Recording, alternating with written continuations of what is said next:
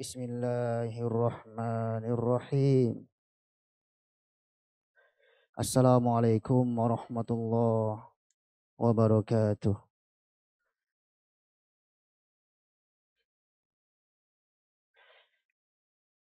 Innal hamdalillah nahmaduhu ta'ala wa nasta'inuhu wa nastaghfiruh wa na'udzu billah min syururi anfusina wa min sayyiati a'malina. Man yahdihillah fala mudilla lah wa man yudlil fala hadiyalah. Wa asyhadu an la ilaha illallah wahdahu la syarika lah wa asyhadu anna Muhammadan abduhu wa rasuluh. Amma ba'd fa inna asdaqal hadits kitabullah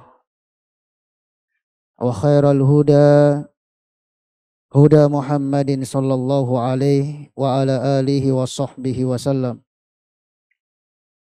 Wa syarrul umuri muhdatsatuha fa inna kulla muhdatsatin fi dinillahi bid'ah wa kulla bid'atin dhalalah wa kulla dhalalatin finnar.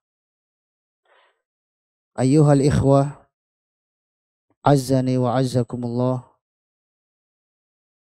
Saudaraku sekalian, jamaah salat maghrib yang saya hormati dan yang semoga senantiasa kita di dalam perlindungan Allah Subhanahu wa taala. Petang hari ini kita bertemu kembali, alhamdulillah, tentunya dengan memuji Allah Subhanahu wa taala. Kita bertatap muka kembali di dalam masjid yang kita cintai ini dalam rangka melanjutkan kajian rutinitas kita dari pembelajaran Kitabul Iman, kitab tentang keimanan yang kita ambil melalui karya tulis Al-Imam Abu Abdillah Muhammad bin Ismail bin Ibrahim bin Al-Mughirah bin Bardisbah, atau yang sering lebih kita kenal beliau dengan sebutan Imam Al-Bukhari rahimahullah subhanahu wa ta'ala di dalam sahihnya.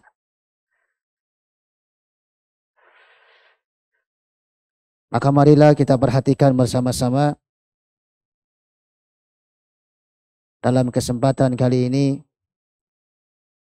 kajian hadis kita memasuki bab Qala al-Imamu Abu Abdillah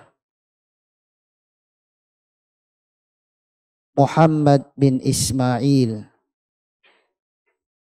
bin Ibrahim bin Al-Mughirah bin Bardisbah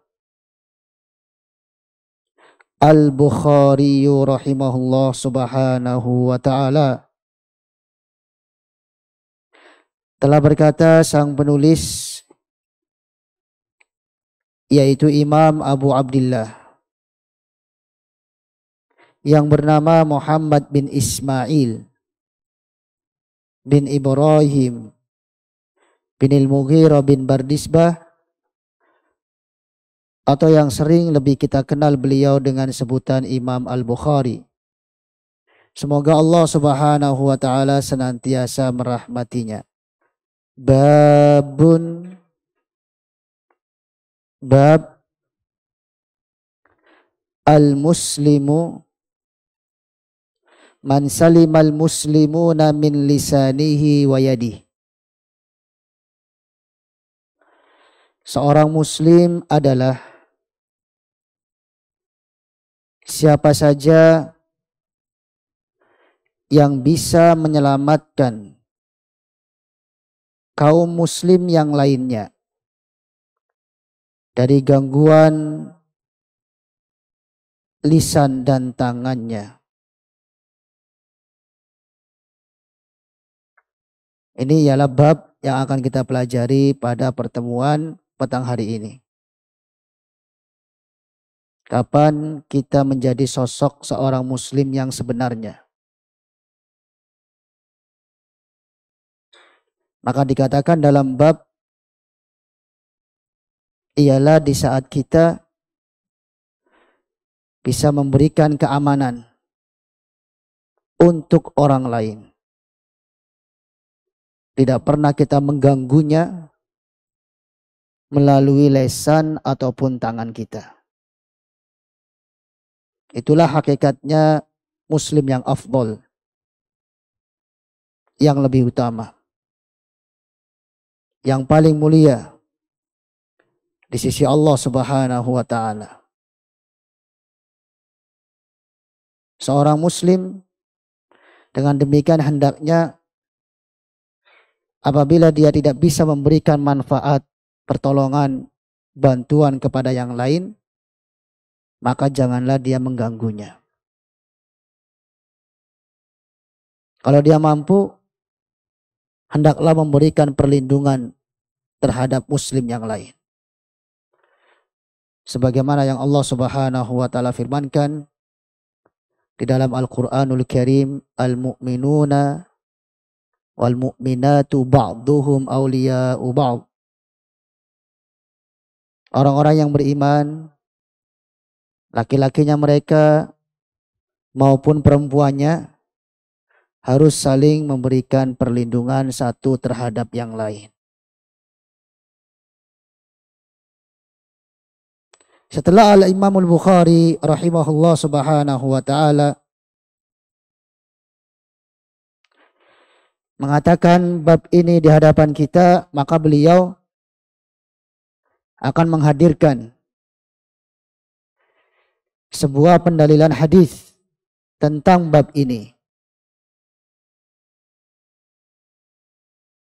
Maka kita perhatikan bersama-sama. Kalau di kitab saya nomor hadisnya ialah 10.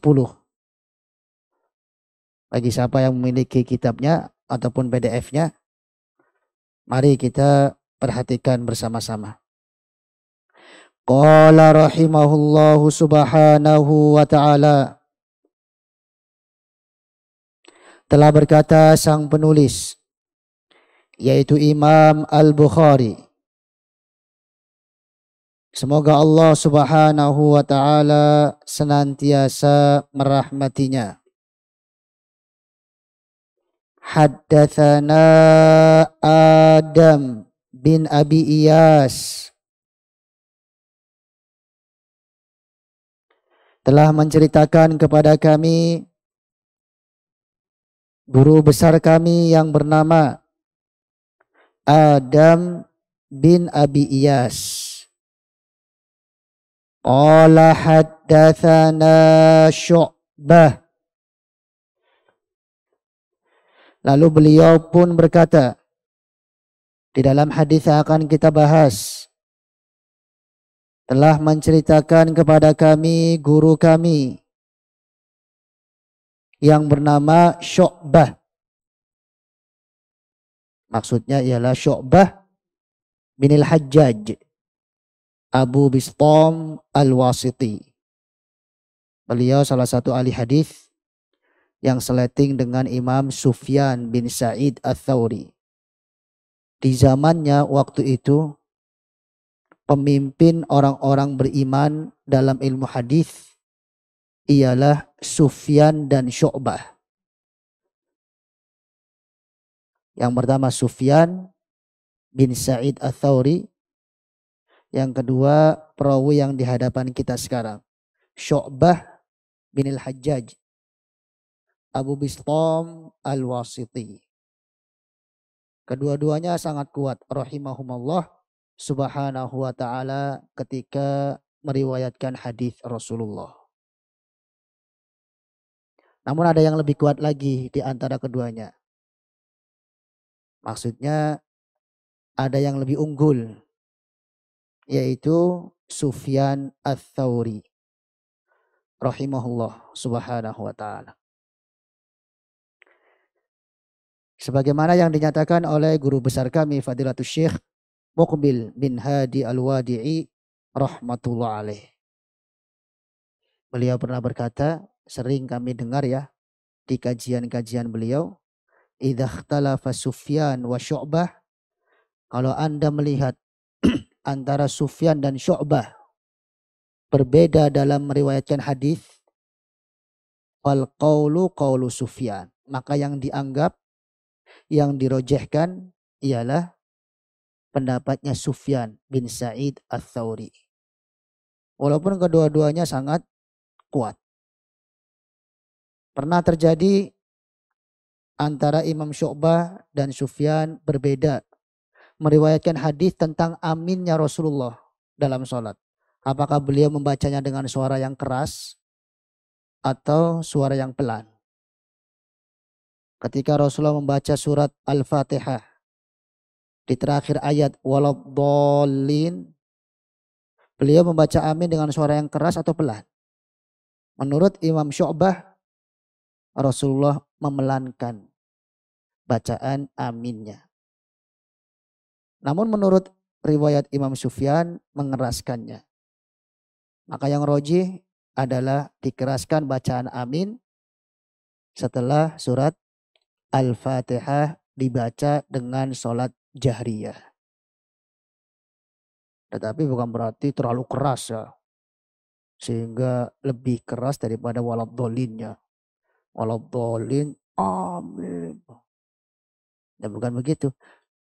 Maknanya dijaharkan sekedar di samping kanan kiri kita mendengar. Bahwasanya kita mengucapkan apa? Amin. Itu pendapat atau riwayat yang lebih kuat. Karena dari Imam Sufyan bin Sa'id Ats-Tsauri.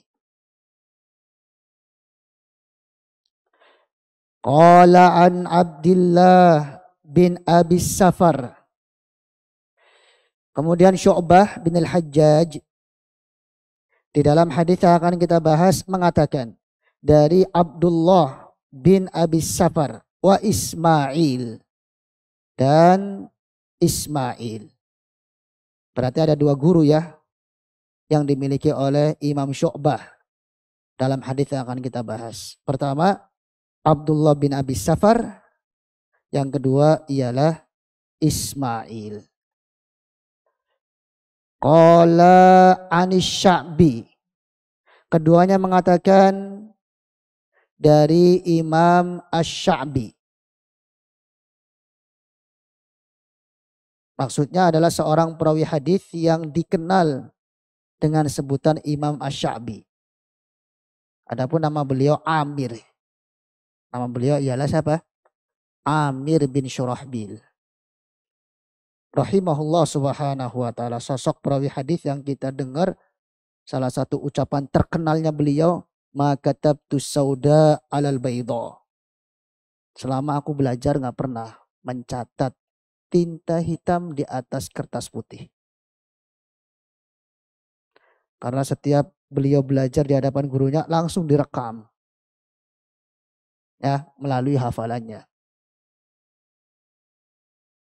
Namun itu berlaku bagi yang kuat hafalannya ya.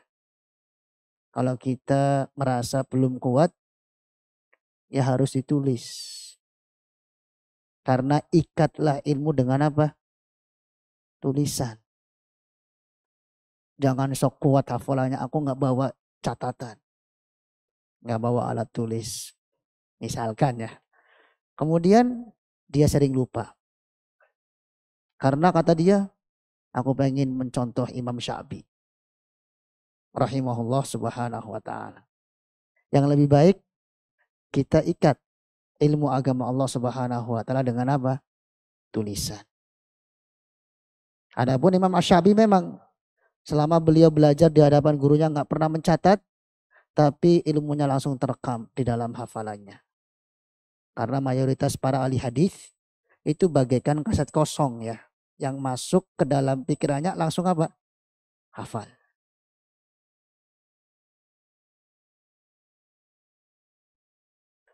Qala Imam Asy-Sya'bi. yaitu Amir bin Syurahbil, mengatakan di dalam hadis yang akan kita bahas, An Abdullah bin Amr,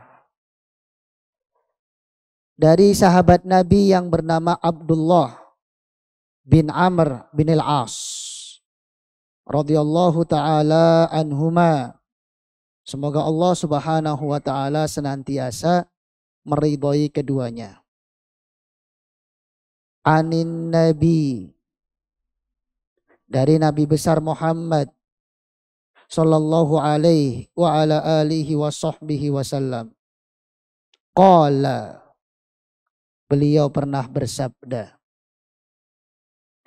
al-muslimu, seorang muslim ialah man salimal muslimuna min lisanihi wa yadihi, siapa saja yang bisa menyelamatkan muslim yang lain dari gangguan lisan dan tangannya. Wal muhajiru, dan seorang yang berhijrah ialah man hajara ma nahallahu an, siapa saja yang meninggalkan segala sesuatu yang Allah Subhanahu wa taala melarang darinya. Sampai di sini redaksi hadis dari Rasulullah sallallahu alaihi wa ala alihi wa sahbihi wasallam. Namun di sini masih ada ungkapan qala Abu Abdillah,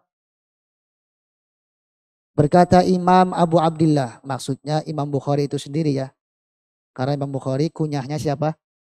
Abu Abdillah. Wa qala Abu Muawiyah, telah berkata Imam Abu Muawiyah, haddatsana Dawud, telah menceritakan kepada kami Imam Dawud, an Amir, dari guruku yang bernama Amir.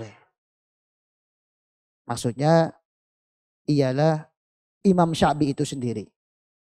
Amir dalam sanad yang kedua yang dibawakan oleh Imam Dawud ialah Imam Sya'bi itu sendiri. Sebab nama beliau Amir bin Syurahbil. Qala sami'tu Abdullah, aku telah mendengar sahabat Nabi Abdullah bin Amr bin al-As, anin Nabi, beliau berkata dari Nabi Muhammad sallallahu alaihi wa ala alihi wa sahbihi wasallam. Wa qala Abdul A'la, dan telah berkata Imam Abdul A'la, an Dawud, dari Imam Dawud, an Amir, dari Amir, an Abdullah, dari Abdullah bin Amr bin al-As, anin Nabi, dari Nabi Muhammad sallallahu alaihi wa ala alihi wa sahbihi wasallam. Ayyuhal ikhwah azzani wa azzakumullah, jamaah salat maghrib yang saya hormati dan yang dimuliakan oleh Allah Subhanahu wa taala, yang dimaukan oleh Imam Al-Bukhari menghadirkan satu hadis di dalam bab ini dengan 3 sanad, ialah mau menjelaskan bahwa hadis al-muslimu man salimal muslimuna min lisanihi wa yadihi wal muhajiru man hajara ma nahallahu an, berporos kepada seorang rawi yang bernama Amir, atau yang terkenal di tengah-tengah kita dengan sebutan Imam Asy-Sya'bi rahmatullah alaih. Ini makhrajul hadis, sumber dari keluarnya hadis tersebut ialah siapa? Imam Sya'bi.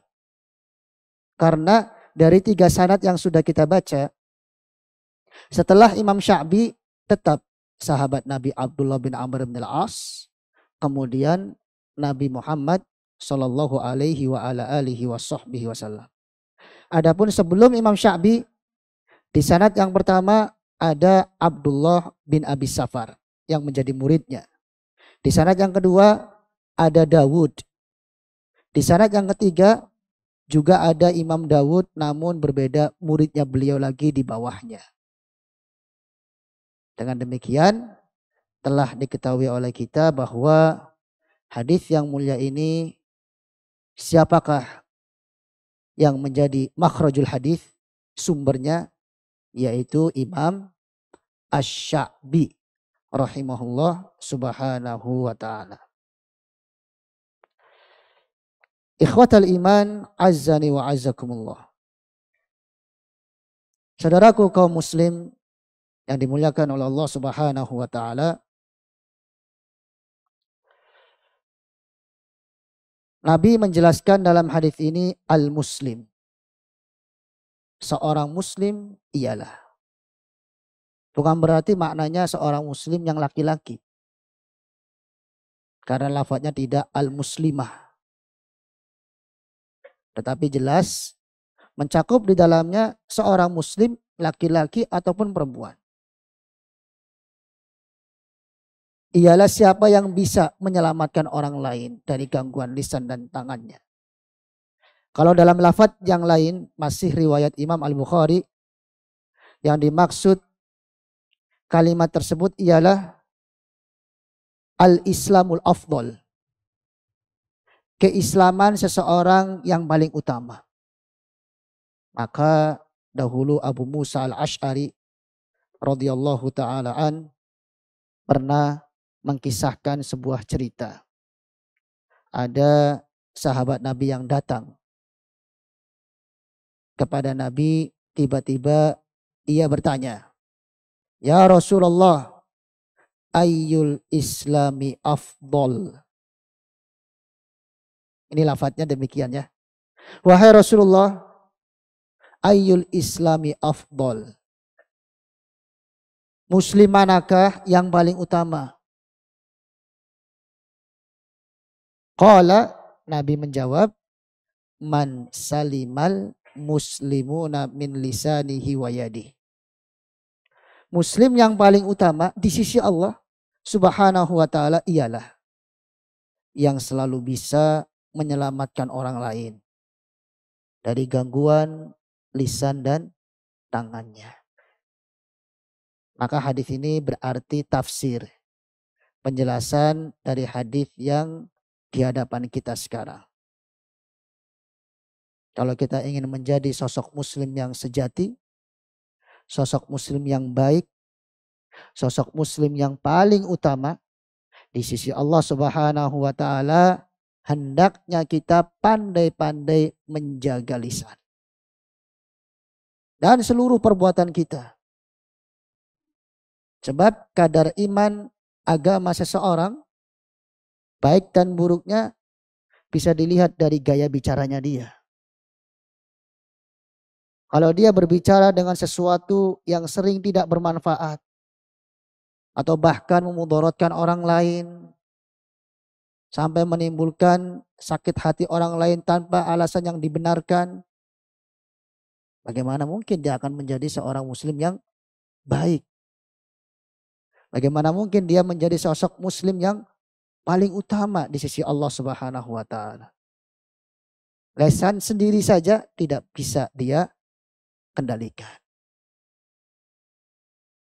Disabdakan oleh Nabi dengan bahasa yang bisa menyelamatkan orang lain dengan lisan, karena lisan seseorang itu selalu jadi bahan utama untuk merugikan orang lain, untuk berbuat kesalahan terhadap orang lain. Benar tidak? Makanya kita ini kalau misalkan setiap malam bangun, introspeksi diri kita, apa yang sudah kita keluarkan lewat lesan kita masing-masing, coba hitung. Mana kesalahannya, mana kebaikannya, lebih baikkan yang mana. Mungkin bangun tidur aja kita sudah mulai apa? Berbuat salah dalam lesan. Belum nanti di saat bertemu dengan orang lain. Sehingga lesan kita menjadi apa? Menjadi sesuatu yang memudaratkan bagi orang lain. Inna aktsara khotoya bani Adam kanat min lisanihi.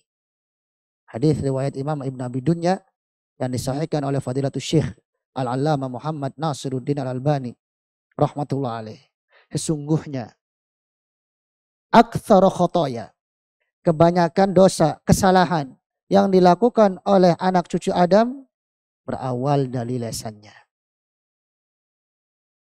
Berniat jelek terhadap orang lain biasanya yang melampiaskan pertama kali lesannya.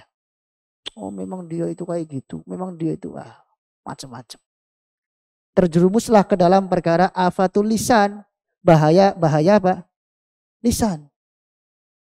Ada ghibah, ada namimah, ada dusta, ada sab, mencela, ada ihtiqar, gampang merendahkan, dan selanjutnya. Makanya di sini Nabi menasihati kita. Jadilah muslim yang baik. Jadilah muslim yang utama di sisi Allah. Bagaimana caranya? Selamatkan orang lain dari gangguan lidah kita. Kalau tidak bisa ngomong baik, sebaiknya diam. Sesuai yang dianjurkan oleh Nabi, man kana yu'minu billahi wal yaumil akhir falyakul khairan. Pilihan yang kedua apa? Au liyasmut. Gak bisa ngomong baik, gak bisa ngomong sopan di hadapan yang lain, diam, udah. Gak bisa menghargai orang lain melalui ucapannya, diam. Sekali ngomong tiba-tiba langsung nyakiti orang lain. Tanpa alasan yang dibenarkan. Sekali ngomong tiba-tiba dia terjerumus ke dalam perbuatan ihtiqar. Menghina orang lain, terlebih orang lain tersebut ialah yang di atas kita umurnya. Nabi bersabda, laisa minna malam yuwakkir kabirona. Bukan termasuk golongan kami. Orang yang tidak mau belajar menghargai, menghormati, memuliakan yang lebih tuanya. Tentunya kita belajar menghormati orang lain yang lebih tua dari kita. Menghargai mereka awalnya dari gaya bicara kita di hadapan mereka. Kemudian diikuti dengan perilaku-perilaku kita selanjutnya. Kemudian Nabi juga menasihati kita. Hendaknya seorang muslim bisa menyelamatkan orang lain min yadih, dari gangguan tangannya. Kenapa dilafatkan dengan tangan? Karena mayoritas seseorang berbuat jahat memakai tangan. Tetapi berlaku juga apabila memakai selain tangan. Misalkan memakai kaki ya. Atau memakai alat pentungan. Alat pentungan pun ditaruhnya di mana? Di tangan. Semuanya adalah sesuatu yang bisa memudaratkan orang lain. Yang selalu dicegah oleh Nabi besar Muhammad Sallallahu alaihi wa ala alihi wasallam. Karena keharusan kita itu bisa melindungi orang lain, bukan malah mengganggunya. Keharusan kita adalah menyayangi orang lain, bukan malah membencinya. Maka wajar saja Nabi di sini mengingatkan, selamatkanlah orang lain jika Anda ingin menjadi muslim yang baik. Dari gangguan lisan, dari gangguan perbuatan-perbuatan Anda. Harga diri seorang muslim sangatlah besar dan agung di sisi Allah Subhanahu wa taala. Kalau sampai kita menjatuhkannya melalui perbuatan kita, maka berarti urusannya adalah dosa di sisi Allah Subhanahu wa taala. Adapun kalimat yang kedua, karena di dalam hadis ini ada dua kalimat ya. Kalimat yang pertama untuk menjadi sosok muslim yang baik di sisi Allah Subhanahu wa taala. Maka kita koreksi diri kita masing-masing. Sudah amankah lesan dan tangan kita dari orang lain? Atau masih selalu mengganggu orang lain melalui lesan dan tangan kita? Adapun yang kedua, Nabi bersabda, wal muhajir. Dan orang yang berhijrah. Muhajir itu orang yang berapa? Hijrah. Seperti kalimat musafir. Orang yang apa? safar. Karena dari kata safaro. Muhajir juga dari kata hajar, orang yang berhijrah. Siapakah sosok manusia yang dikatakan benar-benar berhijrah? Karena berhijrah kan mungkin bisa dibagi menjadi dua ya. Secara zahir dan secara batin. Kalau secara zahir berarti dia berhijrah, pindah tempat. Dari wilayah yang buruk ke wilayah yang lebih bagus. Ini namanya apa? Hijrah secara zahir. Adapun secara batin adalah kecenderungan hati seseorang untuk menjadi baik. Ini namanya hijrah. Yang tadinya buruk. Inilah yang disabdakan oleh Nabi, wal muhajir, orang yang berhijrah, intinya ialah man hajara manahallahu an. Siapa saja yang meninggalkan segala sesuatu yang Allah larang. Kalau kita bisa meninggalkan segala sesuatu yang diharamkan oleh Allah Subhanahu wa ta'ala, kita bisa disebut sebagai orang yang berhijrah. Meskipun belum pindah tempat. Masih di wilayah itu. Ya. Kemudian, apabila kita sudah pindah tempat, namun di tempat tersebut kita nggak bisa meninggalkan sesuatu yang diharamkan oleh Allah Subhanahu wa ta'ala, maka tidak disebut sebagai orang yang berhijrah. Karena yang paling inti menurut Nabi besar Muhammad sallallahu alaihi wa ala alihi wa sahbihi wasallam ialah hijrah secara batin. Meskipun hijrah secara zahir itu dianjurkan dalam rangka menyelamatkan agama. Seperti kisah pembunuh 100 jiwa. Ketika dia minta fatwa di hadapan orang yang berilmu, bahwasanya aku sudah membunuh 100 jiwa. Apa yang engkau nasihatkan, wahai alim? Kemudian sang alim ini berkata, tinggalkan wilayahmu yang sekarang. Sebab wilayahmu yang sekarang ini bisa jadi adalah suatu faktor yang sangat mendukung kamu terus-menerus berbuat jahat. Maka tinggalkanlah. Berarti kan hijrah ya. Hijrah. Itu sangat baik. Kemudian sebagaimana dahulu dilakukan oleh Rasulullah Shallallahu alaihi wa ala alihi wasallam dan para sahabatnya. Hijrah dari kota Mekah ke kota Madinah. Maka yang namanya hukum hijrah sejak itu berlaku sampai hari kiamat. Hendaknya seorang muslim di saat bertempat tinggal dalam suatu wilayah penuh dengan kerusakan, pandanglah diri dia sendiri bagaimana kadar agamanya di saat itu. Kalau agamanya terkorbankan, tergadaikan, akhirnya dia gampang melelang agamanya, lebih baik hijrah. Harus pindah ke tempat yang lebih baik daripada yang sebelumnya. Kemudian setelah itu dia iringi dengan perbuatan-perbuatan baik.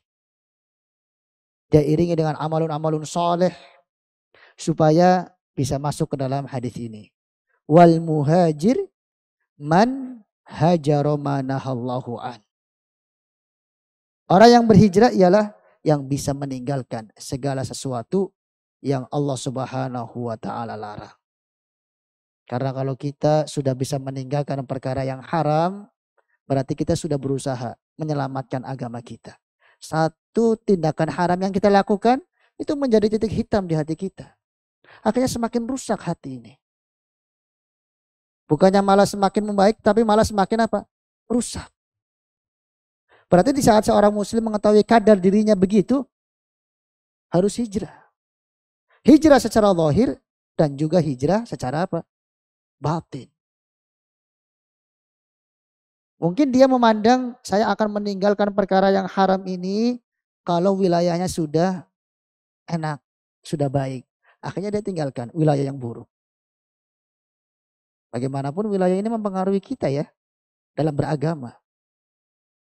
Makanya harus dilihat kadar seorang muslim agamanya masing-masing. Utamakanlah keselamatan agamanya. Jangan pernah di zaman apapun, di kondisi bagaimanapun, kita berani melelang dan menggadaikan agama kita. Nabi Shallallahu Alaihi Wasallam mengingatkan dalam hadis riwayat Imam Muslim, rahmatullah alaih, badiru bil a'malis solihah. Bersegeralah oleh kalian dalam melakukan perbuatan-perbuatan baik. Fitanan kakit'il lailil muzlim. Dalam rangka menghadapi suatu fitnah yang sangat cepat bergerak seperti potongan malam gelap gulita. Fitnah cepat bergerak sehingga cepat juga merubah keadaan seorang hamba. 360 derajat. Tidak lama-lama. Yusbihur rajulu mu'minan. Pagi hari seseorang bisa dalam keadaan beriman. Wa yumsi kafirah. Tapi sore harinya menjadi kafir. Wa yumsi mu'minan wa yusbihu kafirah. Karena fitnah yang datang, cobaan yang datang, seorang mukmin masih dalam sore harinya. Wa yusbihu kafirah. Tetapi keesok harinya sudah menjadi apa? Kafir. Iyadan billah. Yabi'u dinahu bi'aradin minad dunya. Karena dia gampang melelang agamanya, menggadaikan keimanannya untuk mendapatkan bagian dari dunia yang dia inginkan. Ini yang perlu kita khawatirkan atas diri-diri kita. Kalau kita ingin berhijrah, cepat mohon pertolongan kepada Allah Subhanahu wa ta'ala supaya kita bisa meninggalkan perkara-perkara yang Allah Subhanahu wa ta'ala haramkan. Meskipun awal mulanya terasa berat.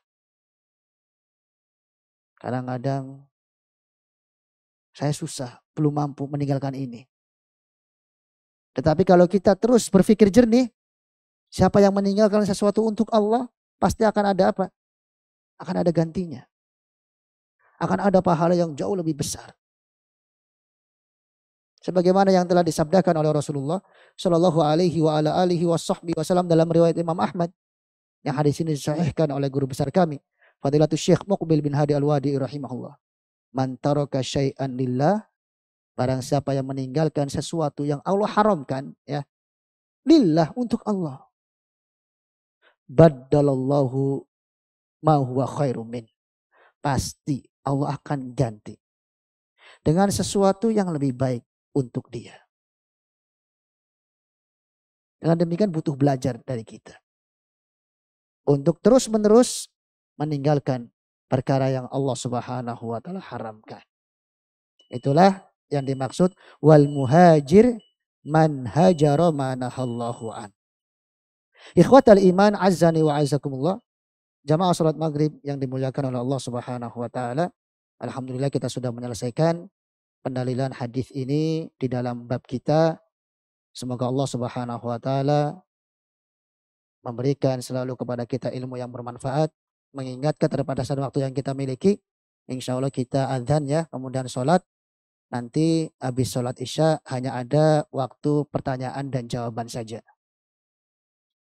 Wallahu ta'ala alam bisawab. Walhamdulillahi rabbil alamin. Al-mu'adzin yu'adzin hafidhakumullah subhanahu wa ta'ala.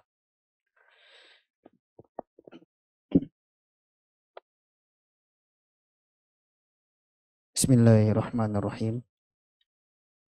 Alhamdulillah wassalatu wassalamu ala rasulillah wa ala alihi wa ashabihi wa man wala, amma ba'd.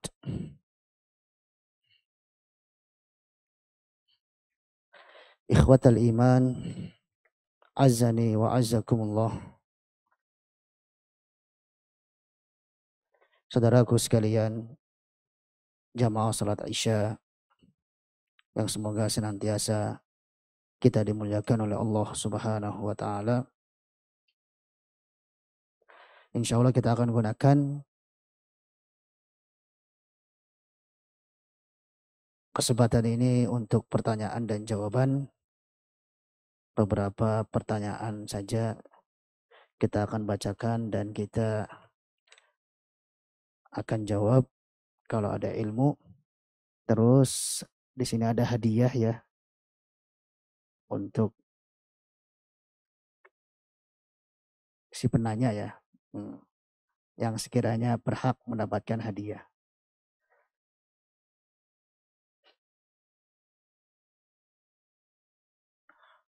Di sini ada pertanyaan. Assalamualaikum warahmatullahi wabarakatuh. Izin bertanya, bagaimana jika seseorang yang tabiatnya berbicara seperti orang menyakiti, padahal sebetulnya tidak bermaksud seperti itu.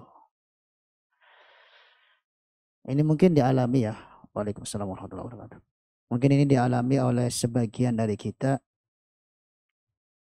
Terkadang kita berbicara tanpa disadari telah menyakiti oleh orang lain. Maka sejatinya seorang muslim yang seperti ini harus terus berusaha merubah bagaimana gaya bicaranya dia. Sebab mungkin masih ada kata-kata yang kurang enak didengar, dia pandang biasa. Terus-menerus bergaul dengan orang lain, belajar bersama-sama, insya Allah akan menghasilkan muamalah yang terbaik. Sehingga bisa memperlakukan orang lain dengan perlakuan-perlakuannya yang pantas. Bukan berarti orang yang seperti ini terus mempertahankan. Yang penting kan saya nggak maksud menyakiti. Masa bodoh dia mau sakit atau enggak. Nah, ini juga harus diperhatikan. Karena tabiat orang pun berbeda-beda. Apa fungsinya kita berkenal atau bergabung serta bergaul dengan orang-orang di sekitar kita adalah untuk memahami karakternya mereka yang berbeda-beda. Nabi bersabda, al-mu'minu alladhi yukhalitu bin nas wa yasbir ala adahum khairun minal ladzina la yukhalitu bin nas wa la yasbir ala adahum. Seorang mukmin yang tetap bercampur baur dengan orang lain.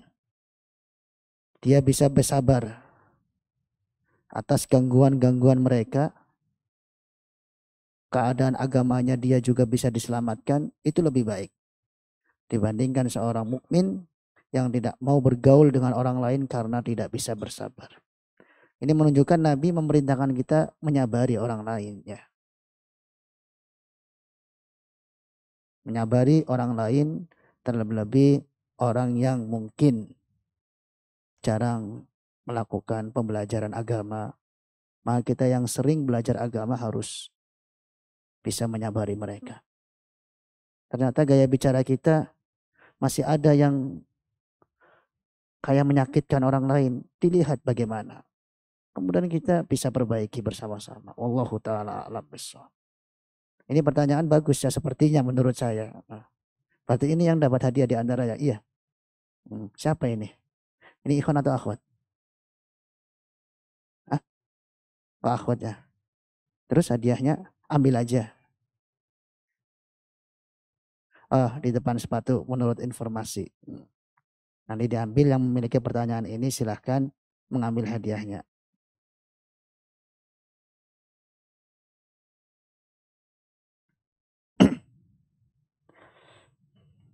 Assalamualaikum warahmatullahi wabarakatuh. Waalaikumsalam warahmatullahi wabarakatuh. Permisi, saya mau bertanya apa yang harus dilakukan oleh suami sebagai pemimpin pembimbing rumah tangga dalam menjaga lisannya, perkataannya dalam kehidupan sehari-hari termasuk dalam bercanda. Apa yang harus dilakukan istrinya jika suami lisannya, perkataannya kurang terjaga. Baik, ini tentunya harus ada kesadaran masing-masing ya. Seorang suami kan pemimpin rumah tangganya dia. Yang namanya pemimpin berarti harus menjaga wibawanya, jangan asal ceplos kan gitu. Supaya bisa apa? Bisa semakin wibawanya terjaga di hadapan istri dan anak-anaknya. Ada kalanya butuh bercanda. Ada kalanya butuh mendidik mereka serius. Bercandanya pun jangan dicampuri dengan kebohongan-kebohongan. Kemudian ketika ditanya bagaimana yang harus dilakukan istri jika suami lisannya kurang baik, kurang terjaga. Ya berarti seorang istri harus menyadari ya, yang sekarang dia hadapi itu siapa. Bukan temannya dia, bukan tetangganya dia, tetapi pemimpinnya dia. Berarti seakan-akan kayak seorang rakyat menasihati umara, pemerintah. Pada madhab Ahlussunnah wal Jamaah tidak asing lagi di tengah-tengah kita. Hendaknya menyampaikan nasihat secara lembut. Sebagaimana Allah perintahkan Nabi Musa untuk menasihati pemimpinnya, rajanya, yaitu siapa? Fir'aun. Wa qula lahu qawlan layyina. Sampaikanlah ucapan yang lembut. La'allahu yatadzakkar aw yakhsha. Semoga dengan itu dia bisa takut, bisa ingat kepada Allah Subhanahu wa taala. Istri juga begitu. Dia mau menyampaikan sesuatu di hadapan suaminya karena suaminya perkataannya kurang terjaga, kurang direm ya, asal ceplos, sampaikan baik-baik. Kalau bisa nunggu momen yang sangat tepat. Ketika ada kesadaran dari suami dan istri begitu dalam suatu rumah tangga, insya Allah akan terjalin prinsip at-ta'awun 'alal birri wat taqwa. Sehingga kedua-duanya harus saling memahami, saling membantu, saling menjaga, kemudian tentunya saling menutupi aibnya masing-masing di hadapan yang lain. Jangan pernah kita beberkan aib istri kita kepada orang lain, atau seorang istri jangan pernah beberkan aib pasangannya di hadapan yang lain kecuali untuk kemaslahatan, minta jawaban, minta pencerahan, dan seterusnya. Tapi kalau setiap orang diajak ngobrol, saya punya istri begini, begini, begini, nggak boleh ya. Setiap orang diajak ngobrol, setiap kumpul sama temannya nih, istri saya, suami saya begini, begini, nggak boleh. Karena kita bajunya mereka, mereka pun baju kita. Yang namanya baju kan menutup aurat. Digunakannya begitu. Allahu ta'ala alam bissawab. Ini juga kayaknya bagus menurut saya ya, karena pertanyaan yang berkaitan dengan pelajaran. Ini dikasih nggak berarti Pak? Yang ini. Ini aku juga. Oh, oh. Berarti silahkan ya yang bertanya dengan pertanyaan tadi mengambil hadiahnya. Yang ikhwannya mana Pak? Untuk membedakan pertanyaan ikhwan dan akhwat mana? Oh yang bawah ya. Coba kita ke bawah. Oh ini ikhwannya.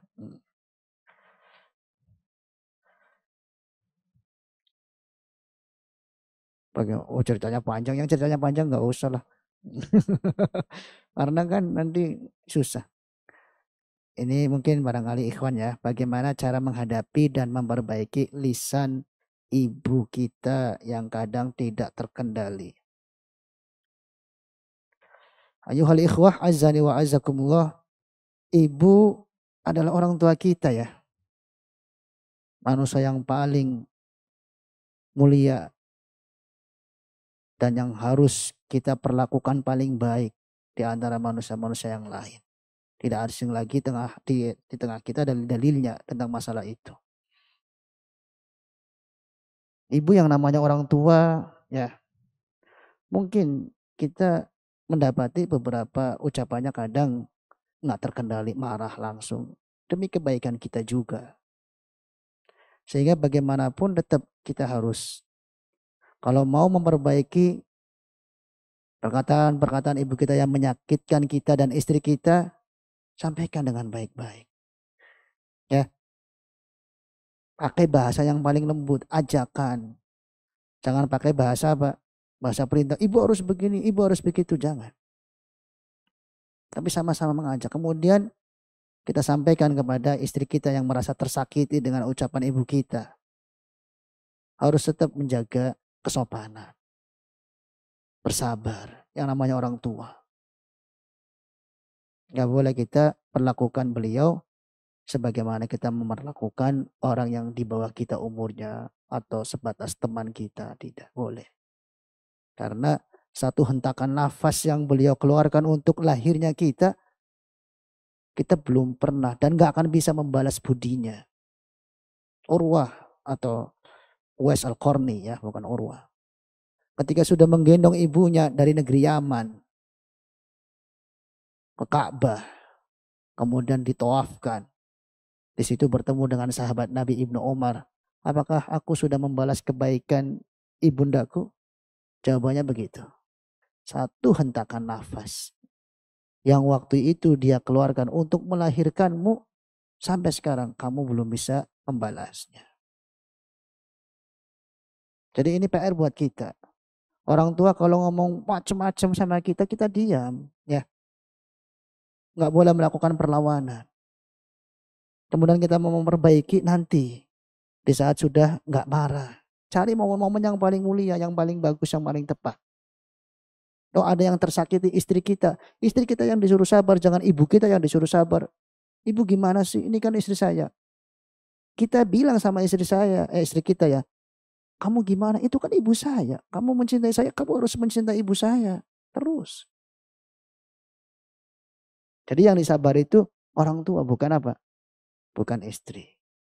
Bukan siapapun. Dengan demikian, jawabannya adalah harus bisa menyabari sikap kurang dari kedua orang tua kita. Karena sampai kapanpun kita nggak bisa membalas kebaikan orang tua kita. Meskipun kita sudah kasih seluruh kekayaan kita. Ya, Allahu ta'ala a'lam bishawab. Kita ambil bawah lagi ya. Oh, ini yang bawah masih panjang.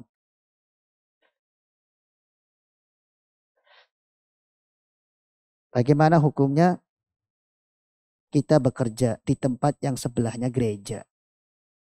Selalu terdengar saat mereka beribadah. Posisi saya sebagai tenaga medis, apa lebih baik saya berhenti?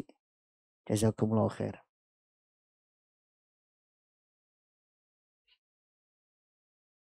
Gerejanya kan di sebelah tempat kerja kita ya.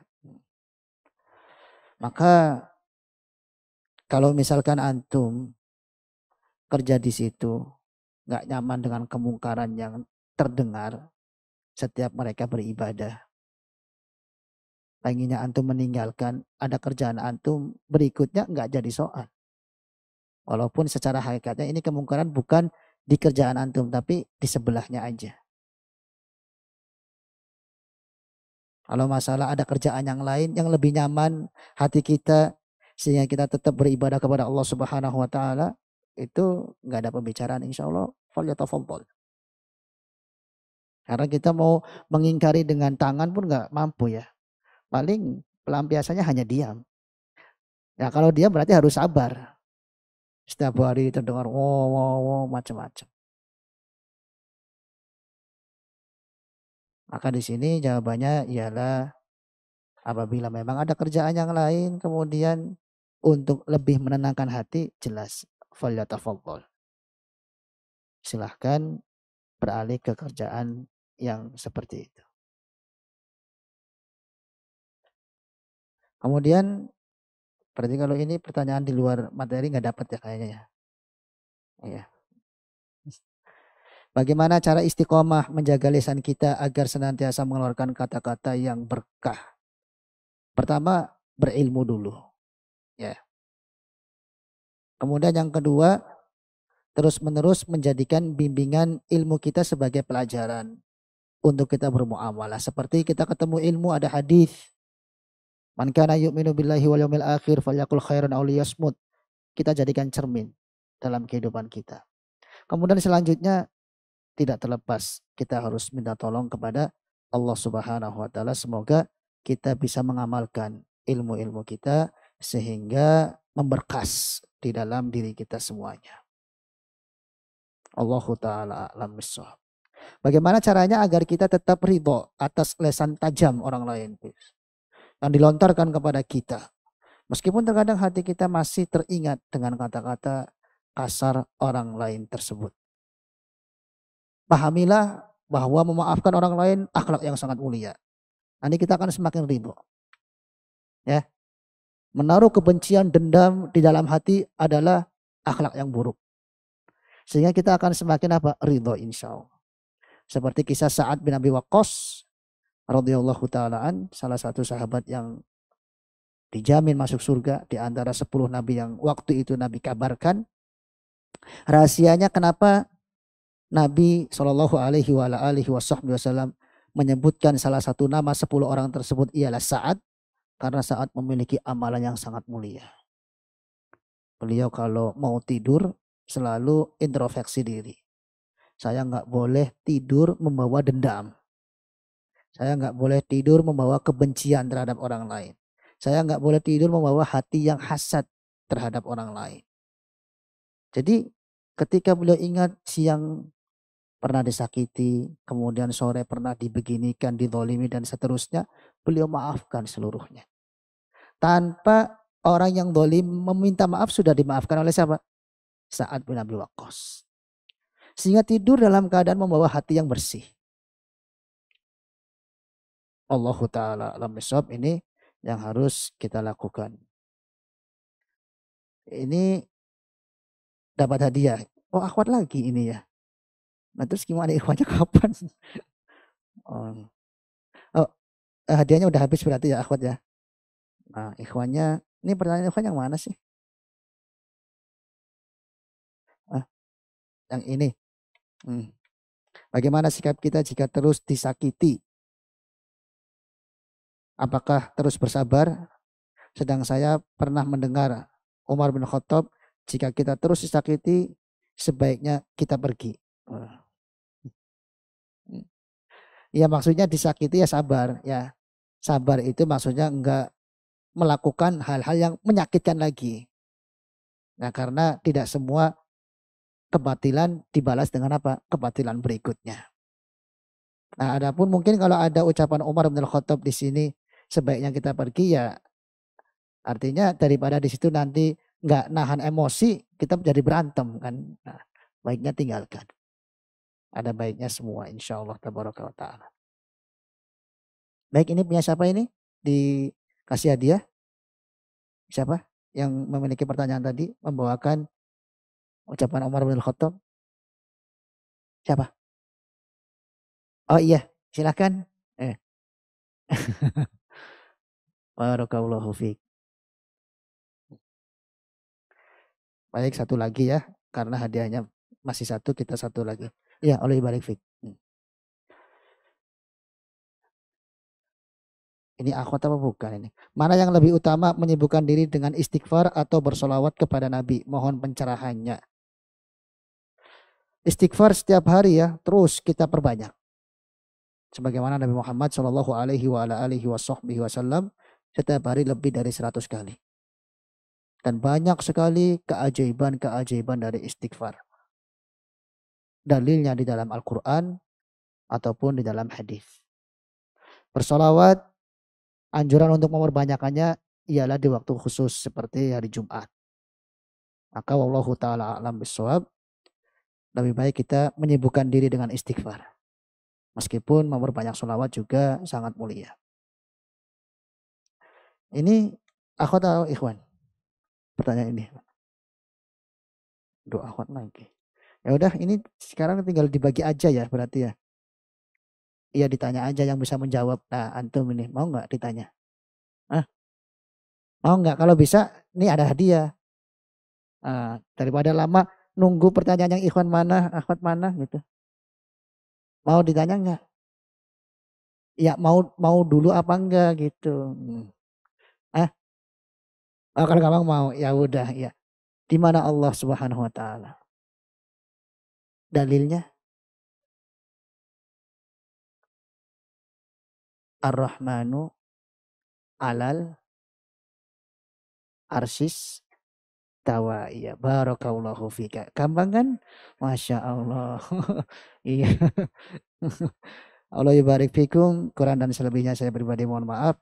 Insya Allah kita akhiri kajian kita dengan doa kafaratul majlis. Subhanakallahumma wa bihamdika asyhadu an la ilaha illa anta astaghfiruka wa atubu ilaik. Wassalamualaikum warahmatullahi wabarakatuh.